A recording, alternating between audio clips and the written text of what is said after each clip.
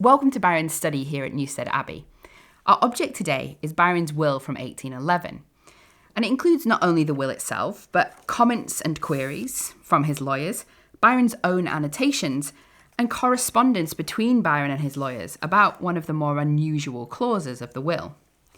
Byron wrote a number of wills over the course of his life, and each one is like a snapshot in time, giving us details of Byron's financial situation, his priorities, his relationships. This will was his second, written in 1811 here at Newstead, after he'd returned from his overseas travels and after the death of his mother, also while Byron was in severe financial difficulties. He leaves the bulk of his estates to his heir-at-law, his cousin George Anson Byron. This would have included Newstead, of course, and also the property at Rochdale, because, let us not forget, Byron was the Baron of Rochdale. Smaller estates like that at Norfolk and his mother's properties in Scotland he suggested should be sold off to pay for some of those voluminous debts of his. He also left a number of private bequests, which tell us something about his relationships. The largest of these was for £7,000, and it was to be paid to a Nicola Gerard, who was his page when he was in Greece and in Malta, and who had nursed Byron through an almost fatal illness. He was one of Byron's young protégés, and they almost certainly had a sexual relationship.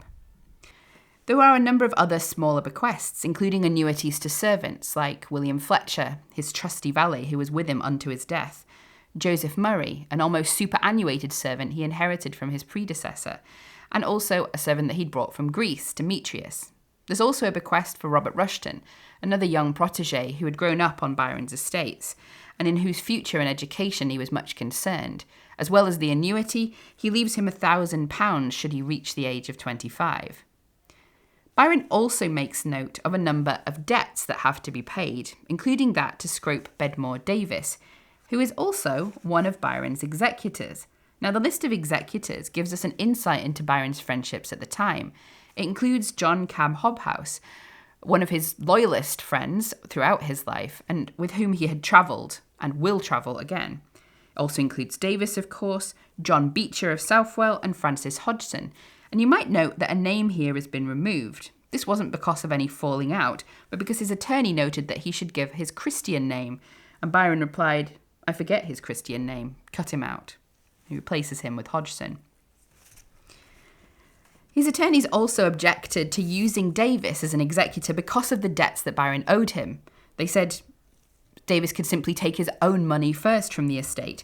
Byron wasn't that bothered though, saying simply, "So much the better." The most unusual and the most famous of the conditions of his will is related to his funeral and burial. He says, "I desire that my body may be buried in the vault of the garden of Newstead," which, by the way, you can see from the window in this room.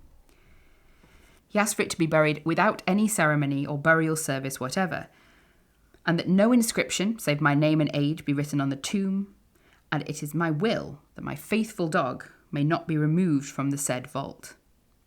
An unusual bequest. It gives us an idea of his attachment to Newstead at a time when he was having to face the probable reality of selling it in order to pay off his debts. But he was fighting that realization. "Newstead and I stand or fall together," he wrote in a letter to his mother before her death. And he made it a condition of his will that Newstead should be sold last after all of his other properties to pay off any outstanding debts after his death.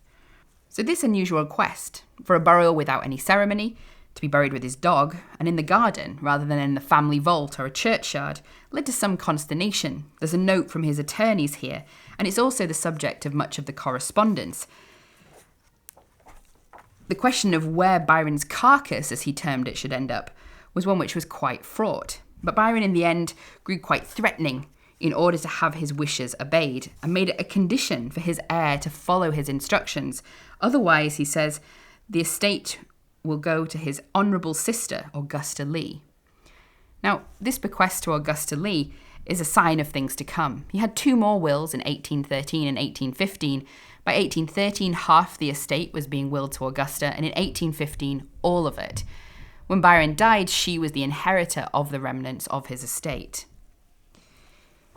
It also gives us an insight into the way in which Byron could use his will not only to reward, but punish, and also to control. In an 1818 codicil to his will, he leaves £5,000 to his illegitimate daughter Allegra, but only on the condition that she marry a non-English man. But back to this object. This 1811 will is a moment frozen in time. It tells us about Byron's priorities, financial situation, debts, relationships, affections, his feelings about Newstead, his love for animals, wishing to be buried with his own dog, and also, of course, his rejection of the false ceremony of burial and epitaphs. Byron, of course, wasn't buried here at Newstead because the estate had already been sold at the time of his death. But so many people have visited the house here and its grounds in order to find him that perhaps Newstead itself has become his memorial. Thank you for joining me today. Goodbye.